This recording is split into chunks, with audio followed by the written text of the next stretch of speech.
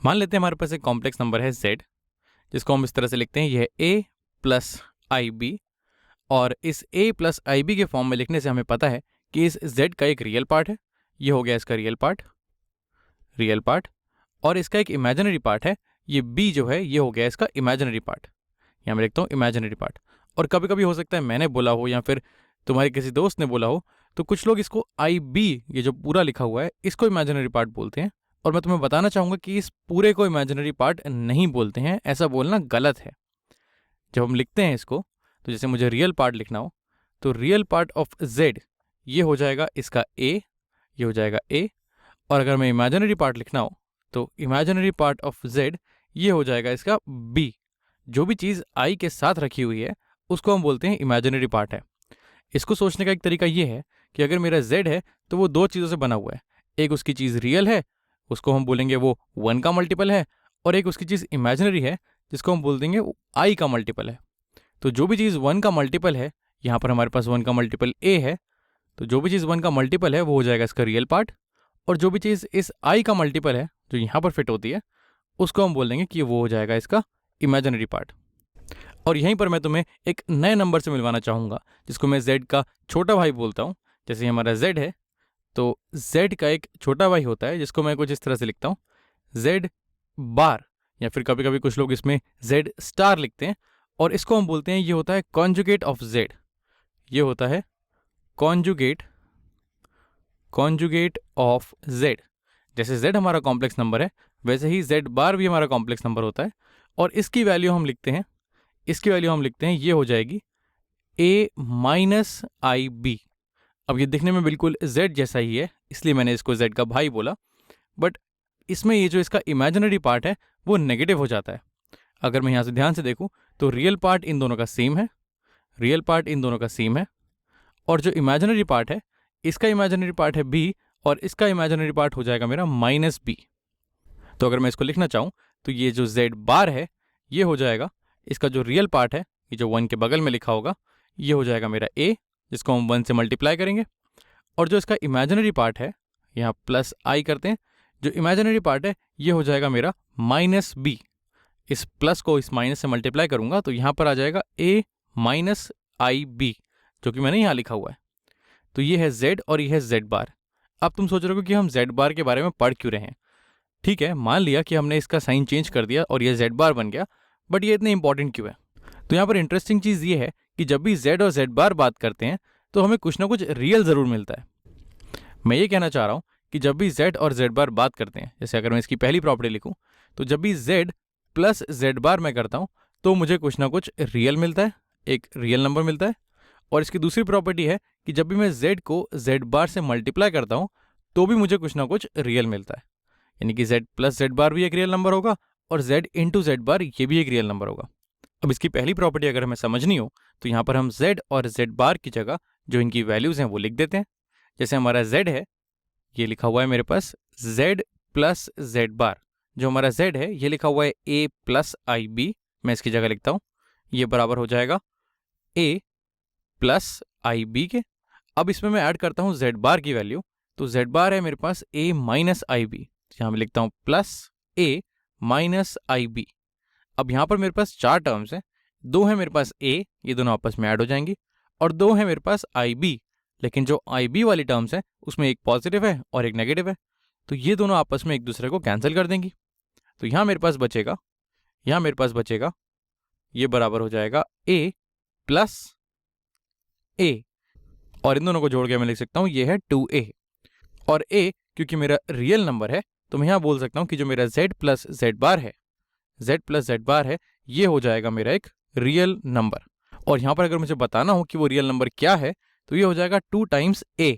इसको मैं लिख सकता हूँ 2 times real part of z। और ये किसी भी कॉम्प्लेक्स नंबर के लिए ट्रू है। कोई भी कॉम्प्लेक्स नंबर लो, उसमें उसका अगर मैं कॉन्जुगेट जोड़ दूं तो मुझे मिलेगा 2 टाइम्स रियल पार्ट ऑफ वो कॉम्प्लेक्स नंबर। और इसी तरह से हम इसकी दूसरी प्रॉपर्टी भी प्रूव कर सकते हैं।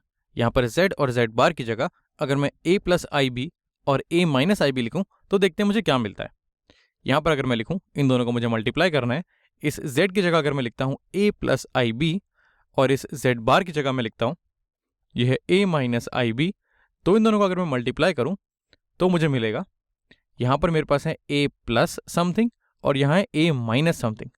तो ये मेरी एक आइडेंटिटी है a plus B into A minus B वाली, जिसकी वैल्यू होती है a square minus B square. तो यहाँ पर मैं पहली टर्म का स्क्वायर करता हूँ जो है a स्क्वायर, माइनस मैं दूसरी टर्म का स्क्वायर करता हूँ, ये है आई बी का स्क्वायर। तो ये हो जाएगी मेरी इसकी वैल्यू, और a स्क्वायर मेरा एज इट इज़, और यहाँ पर है आई बी का स्क्वायर। तो ये हो जाएगा माइनस आई स्क्वायर इंटू बी स्क्वायर, और आई स्क्वायर की वैल्यू हमें पता है बाय डेफिनेशन -1 होती है। तो इसकी जगह हम लिख सकते हैं -1, और माइनस माइनस मेरा प्लस हो जाएगा। तो ये बनेगा a square plus B square, और क्योंकि a और b दोनों मेरे रियल नंबर्स हैं तो इन दोनों के स्क्वायर को अगर मैं ऐड करूं तो भी मुझे रियल मिलेगा। तो यहाँ से मैं बोल सकता हूँ कि z इंटू जेड बार, यानी कि अगर मैं किसी कॉम्प्लेक्स नंबर को उसके कॉन्जुगेट से मल्टीप्लाई करूं तो मुझे हमेशा एक रियल नंबर मिलेगा। अब हमें पता लग गया कि कॉन्जुगेट होते क्या हैं और उनकी क्या प्रॉपर्टीज़ होती हैं। लेकिन तुम सोच रहे होगे कि इसकी प्रॉपर्टी काम कहाँ पर आती है। तो जो सबसे इंपॉर्टेंट काम है इस कॉन्जुगेट का, वो मुझे लगता है कि कॉम्प्लेक्स नंबर की डिवीजन में काम आता है। जब भी हम किसी कॉम्प्लेक्स नंबर को दूसरे नंबर से डिवाइड करते हैं तो हमें इस कॉन्जुगेट की ज़रूरत पड़ती है। चलो देखते हैं कैसे। अगर मैं इसको यहाँ से हटाऊँ, मैं ये कहना चाह रहा हूँ कि मेरे पास अगर दो कॉम्प्लेक्स नंबर्स हैं, एक है मान लेते हैं 1 + 2i, और इसको मैं डिवाइड कर रहा हूँ दूसरे कॉम्प्लेक्स नंबर से जो है 4 - 5i। अब दो कॉम्प्लेक्स नंबर को मैं डिवाइड करता हूँ और मुझे एक नया कॉम्प्लेक्स नंबर मिलता है, लेकिन इस नंबर को देख के मैं बता नहीं पा रहा हूँ कि इसका रियल पार्ट क्या है और इसका इमेजिनरी पार्ट क्या है। मुझे इसको अलग अलग करना है, मुझे इसके दो पार्ट बनाने हैं, एक रियल और एक इमेजिनरी। तो उसके लिए मैं इसको मल्टीप्लाई करता हूँ इसके डिनोमिनेटर के कॉन्जुगेट से। अगर मैं इसके डिनोमिनेटर के कॉन्जुगेट से मल्टीप्लाई करूँगा तो डिनोमिनेटर हमेशा मेरा रियल हो जाएगा। मैं ये कहना चाह रहा हूँ कि अगर मैं इसको मल्टीप्लाई करूँ, जैसे 4 - 5i है, तो इसका कॉन्जुगेट हो जाएगा मेरा 4 + 5i, क्योंकि हम इसके इमेजिनरी पार्ट का नेगेटिव ले लेते हैं। तो अगर मैं 4 + 5i, यहाँ पर 4 + 5i और 4 + 5i, अगर मैं न्यूमरेटर और डिनोमिनेटर को 4 + 5i से मल्टीप्लाई करूँ तो मेरी इस कॉम्प्लेक्स नंबर की वैल्यू चेंज नहीं होगी, लेकिन ये जो मेरा डिनोमिनेटर है ये मेरा रियल बन जाएगा। जैसे हमने अभी प्रॉपर्टी देखी कि अगर मैं एक नंबर को उसके कॉन्जुगेट से मल्टीप्लाई करूँगा तो मेरा आंसर रियल हो जाएगा, और अगर मेरा डिनोमिनेटर रियल हो गया तो इसको अलग अलग करना, इसके रियल और इमेजिनरी पार्ट को अलग अलग करना काफ़ी आसान हो जाएगा। तो चलो इसको सॉल्व करते हैं। तो ये है 1 + 2i मल्टीप्लाइड बाय 4 + 5i।